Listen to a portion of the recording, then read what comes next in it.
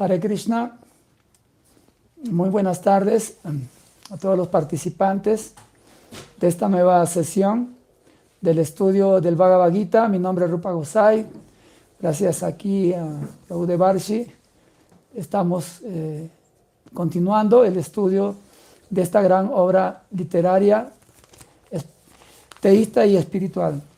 Bueno, entonces, para empezar, vamos a hacer una invocación, ¿ya? Una invocación corta con algunos mantras para invocar algo auspicioso de parte de las divinidades y de los maestros espirituales, ¿ya? Om Agyana Timirandasya Gyanam Salakaya Chaksurum Militam Gyanatasmai Sri Gurave Namaha. Namao Vishnupadaya Krishna Prestaya Bhutale Sri Mate Bhaktivedanta Swami Iti Namine. Namaste Sarasvati Deve Gauravani Pracharine Nirvisesha Sunjabadi Paschatya Deshatarine. Sri Krishna Chaitanya Prabhu Nityananda Sri Advaita Gadadhara Srivasadi Gaura Bhakta Brinda. Hare Krishna Krishna Krishna Hare Hare Hare Rama Rama Rama Hare Hare. Bueno, estos mantras son denominados Mangala Charan.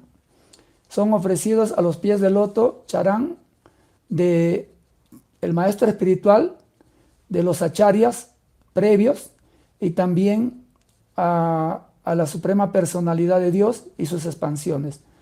El propósito es obtener las bendiciones para poder entender este conocimiento trascendental. Om Namo Bhagavate Vasudevaya. Om Namo Bhagavate Vasudevaya. Om Namo Bhagavate Vasudevaya. Entonces, ofreciendo respetuosa reverencia a la suprema personalidad de Dios, empezamos este estudio del primer capítulo del Bhagavad Gita, ¿ya? Primero que nada, vamos a describir este primer capítulo, aunque es como una introducción, tiene muchas enseñanzas importantes para la humanidad. Son enseñanzas que están muy bien explicadas por su divina gracia, Seva Bhaktivedanta Swami Srila Prabhupada, ¿ya? Entonces, vamos a empezar explicando que tiene dos secciones este primer capítulo, observando los ejércitos en el campo de batalla. Aquellos que desean pueden tomar nota de estas explicaciones y van a obtener, ¿no?, una mejor comprensión, ¿ya? Un lapicero a la mano, una hojita, le va a ayudar a tomar alguna nota. La primera sección, por ejemplo, es una introducción o una conexión con la historia del Mahabharata, ¿ya? Esa es la primera sección, introducción o una conexión con la historia del Mahabharata. Abarca desde el primer verso de este primer capítulo hasta el verso número 27. La segunda sección es los argumentos que Arjuna va a presentar para no luchar. Entonces vamos a explicar paso a paso en qué consiste cada sección, ¿ya?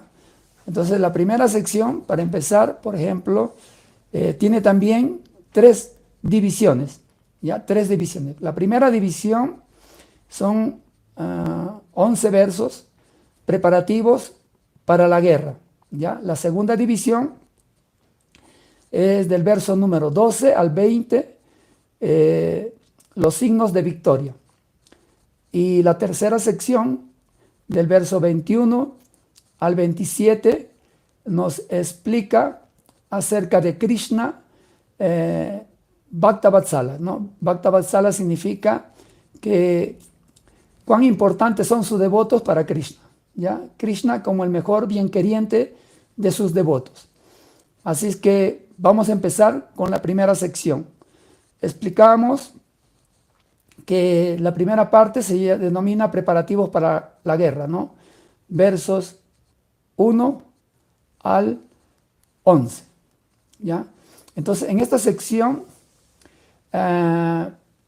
comienza explicando una conversación que está teniendo muy lejos el emperador Dhritarashtra, o el rey Dhritarashtra, con su secretario Sanjaya. En esos tiempos ya existían las telecomunicaciones, pero de una manera más sutil.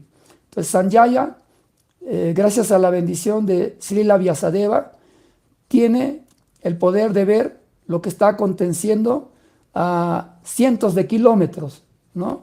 En Kurukshetra, el campo de batalla, y les va a describir a Dhritarashtra todos estos acontecimientos. Dhritarashtra empieza preguntando: ¿qué han hecho mis hijos? Y los hijos de Pandu, después de reunirse en el campo de batalla de Kurukshetra, ¿no? En el lugar sagrado, Dharma Kshetra. Un lugar sagrado se denomina Dharma Kshetra. Entonces aquí tenemos que explicar que se va a describir, ¿no? Un balance de las fuerzas que ambos ejércitos presentan. Por ejemplo, Arjuna, ¿no? Y sus hermanos, encabezados por el rey Yudhishthir y acompañados de Bhima, Nakula y Sahadeva, ellos reunieron un ejército de 7 Aksauhunis, ¿no? Son como 7 divisiones de infantería, de caballería y de diferentes integrantes de un ejército, ¿no? Así, Duryodhana sobrepasaba estos 7 Aksauhunis, que tenía 11 en total, ¿no? Casi el doble de infantería, artillería y, ¿no? Y así diferentes divisiones de soldados. Entonces, la ventaja aparente era de Duryodhana. Por eso el rey estaba preocupado, ¿no? Por el resultado de la batalla, ¿no? Esto nos va a dar como resultado la segunda sección. Pero en la primera sección se describe el balance de estas divisiones y se nombra a los principales protagonistas de esta gran guerra mundial, ¿no? 640 millones de grandes guerreros se reunieron para decidir quién iba a ser el próximo gobernante de todo el planeta. 5.000 años atrás no había la división que vemos ahora de muchos países, ¿no? Solo había un solo gobierno, ¿ya? Y el Mahabharata, por ejemplo, es la historia desde los comienzos de la historia de la humanidad, cómo gobernaron una genealogía de grandes reyes santos, Rayarsis, así se denomina el término de reyes santos, ¿ya? Entonces,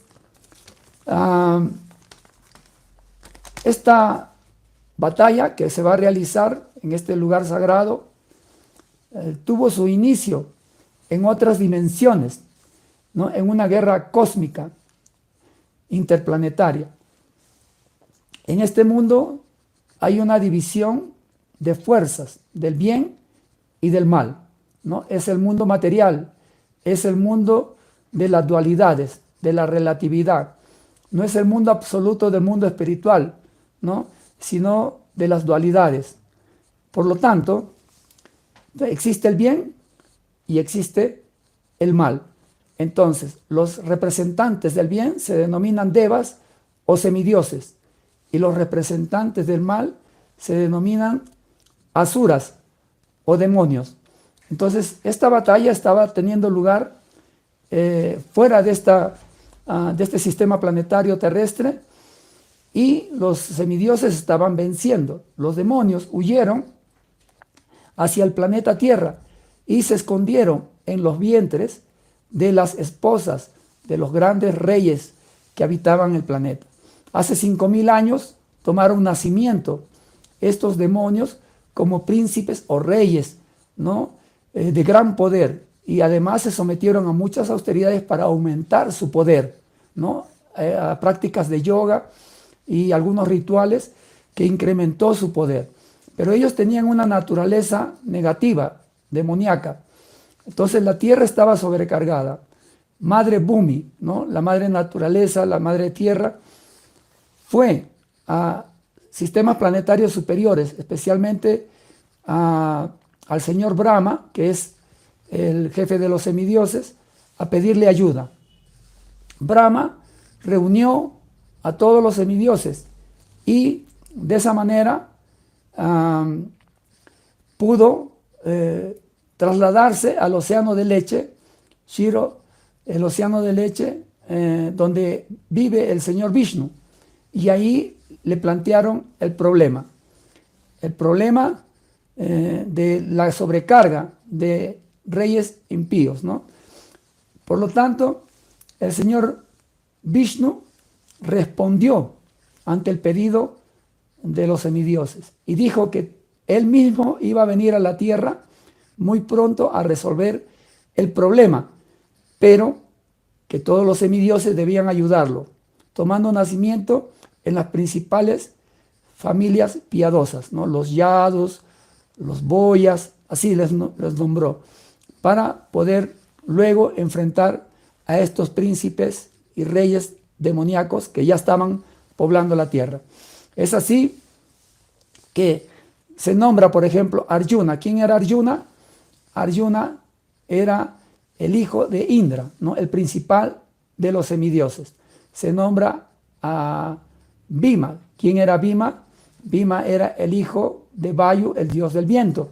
Y así hay una serie de hijos de semidioses muy poderosos, empoderados para enfrentar esta batalla. Y los mismos semidioses tomaron nacimiento en la dinastía Yadu, ¿no? Y también en la dinastía Boya y otras familias piadosas, para también participar en esta gran batalla. Entonces, era una continuación de la guerra cósmica en este sistema planetario. Entonces, era la lucha del bien y del mal, del Dharma y el Adharma, ¿ya? Por lo tanto, ante la presencia de Krishna, quien es la personificación del Dharma, ¿no? Era imposible prácticamente que pudieran vencer, ¿no?, los representantes de la irreligión. En este caso, Dhritarashtra, su hijo Duryodhana, que estaba ahí presente en la batalla, y por eso Sanjaya le va a explicar al rey Dhritarashtra que no hay posibilidad de victoria, ¿no? Así llegamos a esta segunda sección, signos de victoria. Entonces aquí vamos a nombrar algunos signos de victoria. Entonces vamos a continuar con esta segunda parte. Ya saben, si hay preguntas, pueden también formularlas, escribirlas y vamos a ir contestando, ¿ya? Por lo tanto, vamos a continuar con los signos de victoria. Vamos a enumerar solo algunos signos de victoria. Recuerden, ¿no?, de que habían una gran cantidad de síntomas o señales de la victoria de los defensores del Dharma. Vamos a denominar los Kurus, eran los usurpadores del reino, y los Pándavas eran los defensores de la legitimidad del reino. Kurus y Pándavas pertenecían a la misma familia, pero Dhritarashtra mismo está haciendo la separación al mencionar Mamacá, que han hecho mis hijos y los hijos de Pango. Él mismo está haciendo la separación, aunque eran miembros de una misma familia, el rey está haciendo la división. Entonces, por eso hubo esta gran lucha, ¿no? Que le correspondía legítimamente a Yudhishthir Maharaj el reino, porque su padre Pandu expandió el reino por todo el planeta. En cambio, Dhritarashtra nació ciego, por lo tanto estaba imposibilitado de gobernar. Entonces, así podemos tener una idea de la legitimidad que se estaba defendiendo y cómo estos representantes, ¿no?, del Dharma, encabezados por Yudhishthir, recordemos que Yudhishthir era hijo también de un semidios, del semidios de la religión, del Dharma, ¿no? Entonces ahora, el primer signo de victoria entonces es Krishna. El Señor Krishna está participando, ¿no?, personalmente, la suprema personalidad de Dios, del lado de Arjuna, ¿no? Entonces, él nunca está solo, siempre está acompañado de su potencia de placer o la diosa de la fortuna. Por lo tanto, no puede haber ningún resultado negativo.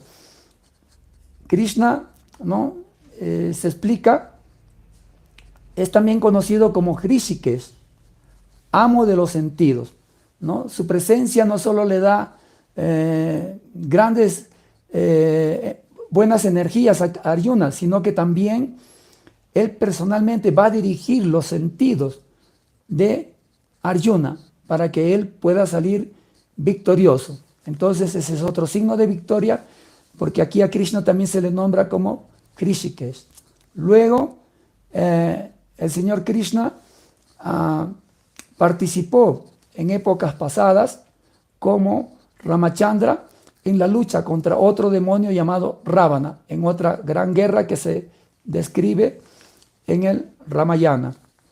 Entonces, en esa ocasión, él fue ayudado por un gran devoto, Hanuman.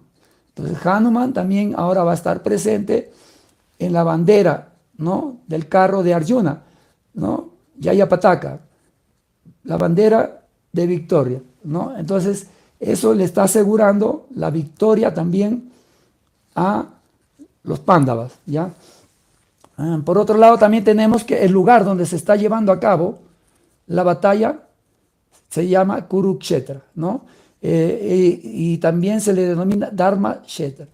¿Por qué? Porque es un lugar de peregrinación y donde se ejecutaban muchas actividades espirituales, ¿ya? Y preferido por los semidioses, se dice, que venían a este lugar para ejecutar grandes ceremonias de sacrificio. Por lo tanto, este lugar va a jugar un papel importante a favor de los defensores del Dharma, de la religión. Entonces, así hay muchos signos de victoria hasta que comienza a sonar las caracolas, ¿no? Y también las caracolas son signos auspiciosos de victoria, ¿no? En todas las ceremonias, por ejemplo, religiosas, siempre se acostumbra a soplar estas caracolas. La historia de la caracola tiene un gran significado. Se dice que son partes del cuerpo de un gran devoto, ¿no?, un amigo íntimo de Krishna, que se regaron por todo el universo, ¿ya? Especialmente se encuentran en las playas, en algunas playas, ¿no? Y se dice que el agua que se conecta en esa caracola, que se deposita en esa caracola, es totalmente sagrada, muy purificante, capaz de eliminar reacciones pecaminosas de la persona más pecaminosa, ¿ya? Y su sonido tiene el poder de eliminar todo signo inauspicioso, no solo material, sino también en los aspectos sutiles de fantasmas, malos espíritus, ¿no?, duendes y así, malas energías. Entonces, por lo tanto, estas caracolas comienzan a sonar. La caracola de Krishna y la caracola de Arjuna se denominan trascendentales, ¿ya? Trascendentales. Por lo tanto, ¿no?, es imposible de que haya un resultado, ¿no?, negativo a favor de los Pándavas. Luego también comienzan a soplar su caracola los demás miembros importantes del ejército de los Pándavas, y eso merma la confianza, el entusiasmo del ejército enemigo, y eso le garantiza también la victoria a los Pándavas. Bueno, entonces pasando a la tercera sección, a Krishna se le reconoce como Bhakta Vatsala. ¿Qué significa Bhakta Vatsala? Que hay muchas personas en el universo que tienen un gran deseo de servir a Dios, ¿no? De servir a Krishna.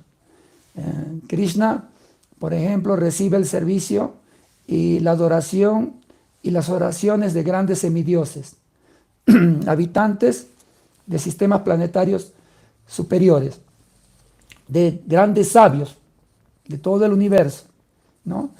Aquí en nuestra sociedad humana, todos aspiran de una u otra manera, las personas piadosas, a prestarle algún servicio a Dios.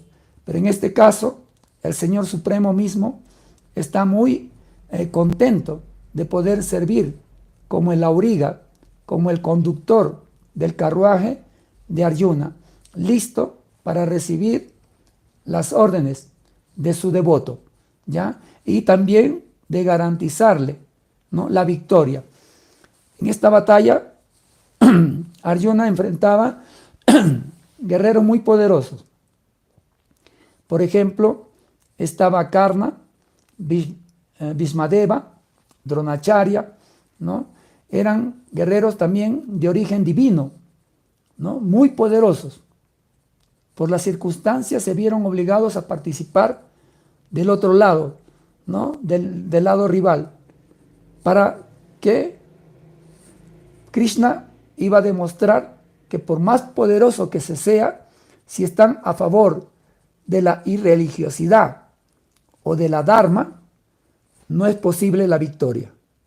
En cambio, Arjuna, ¿no?, a pesar de ser considerado inferior ante estos grandes guerreros, estaba garantizado con los signos de victoria, su triunfo, ¿ya? Entonces así, Bhakta Vatsala, ¿no? Krishna está ahí para proteger a Arjuna en cualquier circunstancia, ¿ya? Hay una historia muy bonita, vamos a contar, que al final de la batalla Krishna le dijo a Arjuna: mi querido Arjuna, bájate del carro y vete lejos. Y entonces Arjuna le dijo: pero mi señor, primero baje usted. No, Arjuna, hazme caso, bájate y vete lo más lejos que puedas, corriendo. Entonces cuando Arjuna ya estaba muy lejos, Krishna se baja y ese carruaje explota, ¿no?, en 1000 pedazos. ¿Qué pasó? Todas las armas disparadas en contra de Arjuna, debido a la presencia de Krishna, la suprema personalidad de Dios, quien es el controlador del universo, no podían actuar, ¿ya? Estaban ahí, solo actuaron cuando Krishna se bajó y se fue. Entonces, de esa manera Krishna protegió a Arjuna en muchas circunstancias, ¿ya? Bueno, entonces aquí terminamos esta tercera sección, ¿no?, de Krishna como Bhakta Vatsala. En esta primera sección es muy importante rescatar dos cosas. Primero, cualquier persona que se rinda al Señor Supremo va a tener plena protección. Cualquier persona que se acerque a Dios va a ser protegido, Bhakta Vatsala. Krishna lo va a ver como alguien muy querido. Krishna, en el Bhagavad Gita, capítulo 18, ¿no?, al final del Bhagavad Gita prácticamente, él recomienda el estudio del Bhagavad Gita, de este libro. ¿Por qué? Porque dice que aquel que estudie este Bhagavad Gita lo adora con su inteligencia. Desde este momento que estamos participando, estamos adorando a Krishna con la inteligencia. ¿Qué quiere decir? Que ya estamos tomando parte de los devotos que vamos a ser protegidos por Krishna en todas las esferas. Así es que ya es una bendición participar de un estudio del Bhagavad Gita, ¿ya? Bueno, entonces así, otro aspecto importante, ¿no?, es que siempre vamos a estar, ¿no?, salir victoriosos en cualquier dificultad que vamos a enfrentar en la vida, ¿ya? La victoria está garantizada para los que representan el Dharma, ¿ya? Ese también es otro punto importante. Krishna Bhakta Vatsala siempre nos va a cuidar, va a querer servirnos, ayudarnos, y siempre vamos a salir victoriosos en las dificultades. Dos puntos importantes rescatar en esta sección, ¿ya? Ahora vamos a pasar a la segunda sección. La segunda sección, pues, son los argumentos que Arjuna presenta para no participar en la lucha, ¿ya? Recordemos que esta batalla fue organizada por el Señor Krishna. El Señor Krishna, acabamos de explicar, Bhakta Vatsala, no tolera nada en contra de su devoto. La asamblea de los Kurus era una asamblea de reyes impíos y una vez organizaron un juego de dados. De esa manera trataron de quitarle todas sus posesiones a Yudhishthira, que ya habían dividido el reino y Yudhishthira por su lado estaba progresando, ¿no? Y así le quitaron sus posesiones, riqueza, joyas, tierras. Por último, quisieron también apostar a la esposa y haciendo trampas, naturalmente ganaron. Cuando ellos ganaron, enviaron, Duryodhana, ¿no?, el príncipe heredero del trono, envió a su hermano Dushashan: ve a buscar a Draupadi, ahora nos pertenece. Draupadi era una gran devota del Señor y también era la esposa de los Pándavas, ¿no? Draupadi naturalmente no quería ir, pues, ¿no? Entonces la arrastraron por los cabellos, la patearon y finalmente quisieron desvestirla. Draupadi, al ser una devota, primero se protegía con una mano y con otra mano pedía al Señor ayuda. Entonces dice que en el mundo espiritual la diosa de la fortuna le decía: ¿por qué no le estás ayudando, ¿no?, a tu devota? La diosa de la fortuna le imploraba a Krishna que le ayudara. Y Krishna le dijo: pero mira, no se está rindiendo completamente, solo se está rindiendo 50%. Con una mano ella me pide ayuda y con la otra ella misma trata de protegerse. En eso Draupadi levantó los dos brazos. Entonces Krishna inmediatamente le ayudó. Cuando jalaban de los saris, infinidad de montañas de saris comenzaban a sumar como montañas y montañas de saris. Entonces no pudieron desvestirla, ¿no? Esa ofensa que cometieron, ¿no?, de tratar de humillarla a Draupadi, ¿no?, el Señor Krishna lo tomó como una ofensa contra él. Y él no puede perdonar una ofensa contra su devoto. Se dice que Krishna puede perdonar ofensas contra él mismo, pero no contra sus devotos.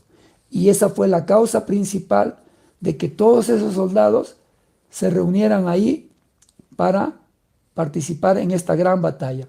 Entonces, esta batalla fue organizada por Krishna.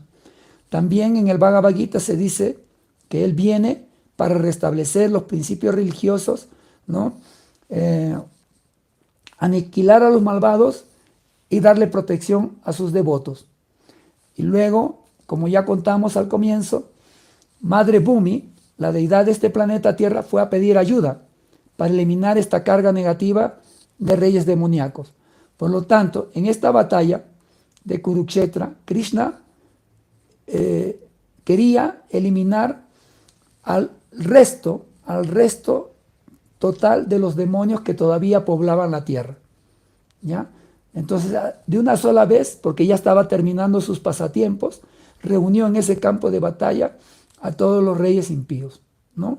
Y con excepción de los Pándavas, los 5 Pándavas, grandes devotos del Señor, y unos cuantos, ¿no? Unos cuantos devotos más sobrevivieron a esta batalla. Entonces, Arjuna iba a ser el instrumento principal de Krishna para esta batalla, ¿no? Entonces, Krishna, como Bhakta Vatsala, muy obediente, ¿no? Cuando Arjuna le pide que lleve su carruaje en medio de ambos ejércitos, Krishna pues no le argumenta y conduce el carruaje en medio de ambos ejércitos. Y le dice, déjame ver quiénes han venido aquí a defender a este malvado, ¿no? de Duryodhana. Entonces, Arjuna comienza a ver a los principales guerreros, especialmente Krishna, ¿no? Tenía un interés ahí de hablar el Bhagavad Gita, ¿ya? Hablar este conocimiento trascendental. Por lo tanto, colocó a Arjuna precisamente delante de su abuelo, la persona más querida para Arjuna. No había nadie más querido para Arjuna que su abuelo. Y le vinieron recuerdos de la niñez porque él era huérfano, como su abuelo le daba mucho amor. Y luego lo colocó delante de su maestro también, Dronacharya, quien le enseñó todos los secretos de la ciencia militar, ¿no? Y Arjuna amaba mucho a su maestro espiritual, ¿no? Y el maestro espiritual amaba mucho a Arjuna, quien era su discípulo más querido, ¿no? Y había prometido volverlo el guerrero más poderoso de toda la historia. Por lo tanto, a Arjuna se le partió el corazón. Ya estaba entrando, ¿no? bajo la ilusión, ¿no? de un alma condicionada en el mundo material. Ya estaba siendo cubierto por la energía ilusoria, ¿no? Mahamaya. Hay 2 energías, Mahamaya y Yogamaya. Mahamaya controla a todas las entidades vivientes en el mundo material. Y Yogamaya controla a los devotos que viven en el mundo material y a los devotos que viven en el mundo espiritual. Arjuna, por ser un devoto, naturalmente estaba controlado por Yogamaya.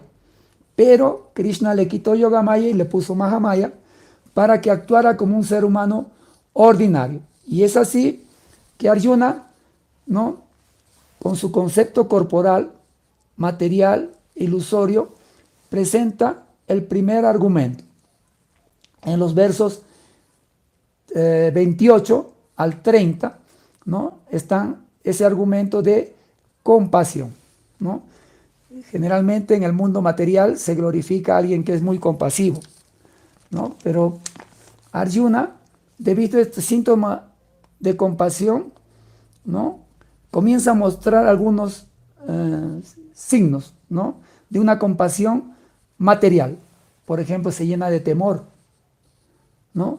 Su cabello se le eriza y comienza a temblar su cuerpo, ¿no? Entonces se dice que también él, bueno, hay otros síntomas más que él muestra y que lo llevan a un excesivo apego por los seres familiares, un excesivo apego, ¿ya? Entonces la mente se confunde en esa situación. Por lo tanto, aquí hay una analogía que debemos comprender. La analogía del traje. ¿Qué significa la analogía del traje?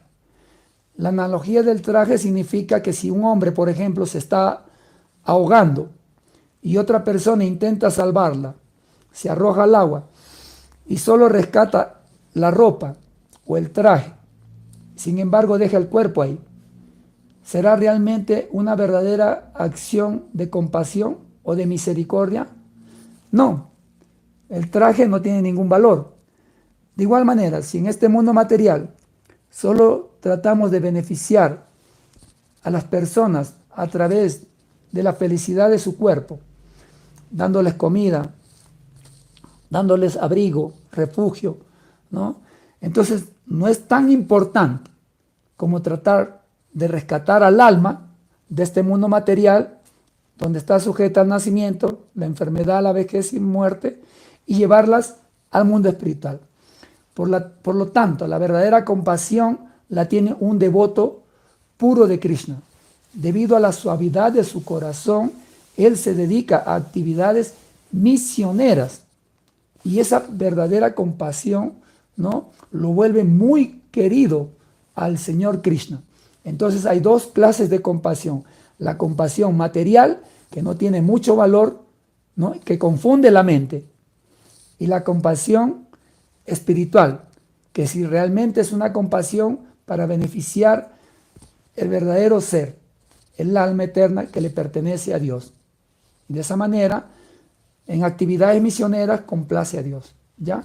Entonces aquí es muy importante, este argumento de Arjuna no es tan válido, ¿no? Lo está llenando de confusión, temor, lágrimas y apego excesivo hacia sus familiares, como un alma condicionada en el mundo material.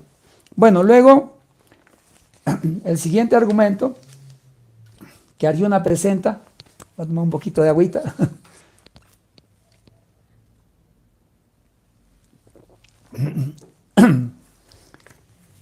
El segundo argumento es el disfrute de los sentidos.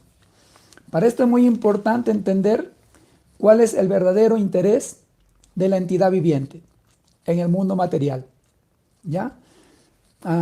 El verdadero interés de la entidad viviente es satisfacer a Dios, satisfacer a Vishnu o satisfacer a Krishna. Ese es el verdadero interés. Krishna es la raíz de toda la creación, ¿no? Si uno riega la raíz, ¿qué pasa?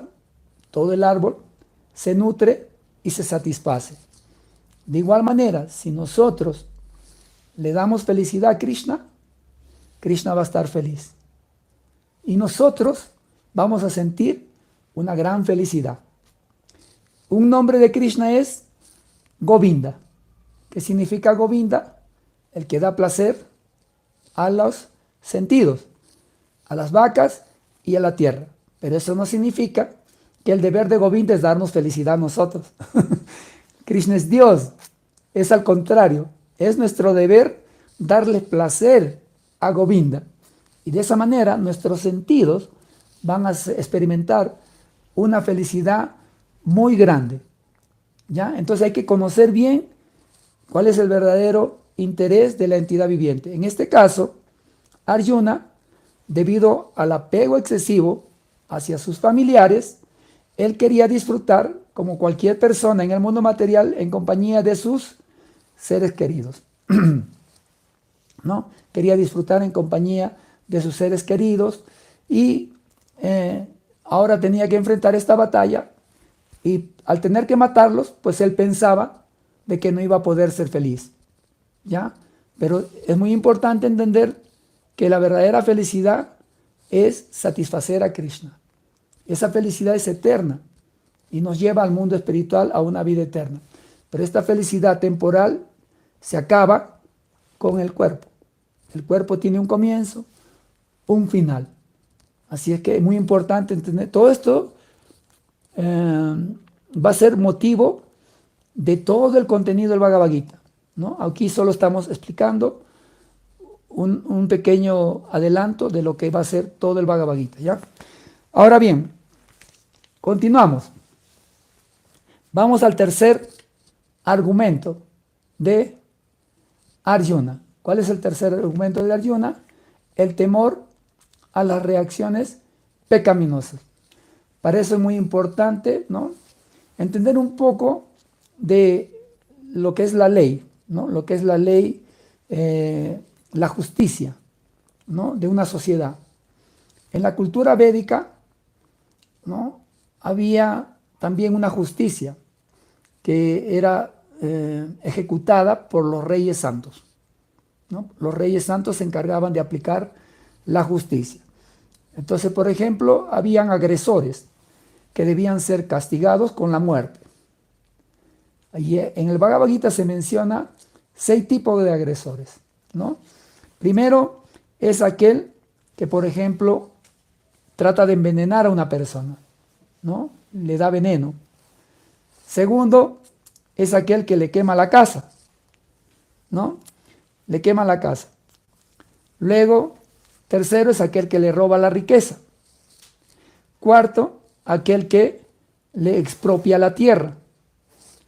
Y quinto, aquel que ataca con armas mortales. Y sexto, aquel que rapta a la esposa. Entonces tenemos aquí 6 tipos de agresores que merecen ser castigados. Los Pándavas, ¿no? Arjuna y sus hermanos habían sido objetos de esa agresión de parte de sus primos, quienes le dieron veneno, ¿no? Le quitaron la riqueza, quemaron su casa, ¿no? Secuestraron a su esposa y así, les quitaron su tierra y atacaron con armas.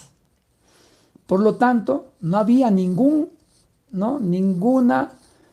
necesidad de tener miedo a una reacción, porque estaban actuando de acuerdo a ley. ¿Ya? No había ninguna necesidad. Por lo tanto, es muy importante entender este sistema de justicia que existía en estos tiempos.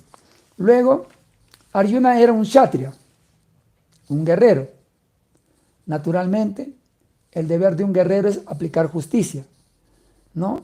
El guerrero era entrenado para tener el valor, ¿no? El poder de aplicar la justicia para el beneficio de toda la sociedad. De esa manera no había delincuentes, no había agresores, ¿no? Era una sociedad pacífica, no como la que vemos ahora. No hay verdaderos gobernantes con valor de ejecutar la justicia correctamente, ¿ya? Entonces, como kshatriya que era, tenía con su deber de aplicar la justicia y luchar, ¿no? Ya se habían agotado todos los medios posibles para lograr la paz, ¿no? Cuando las buenas razones se agotan, hay que ir a la razón extrema, la guerra. Por lo tanto, un guerrero también, en una situación de guerra, un guerrero es condecorado, no es castigado, ¿no? Es premiado.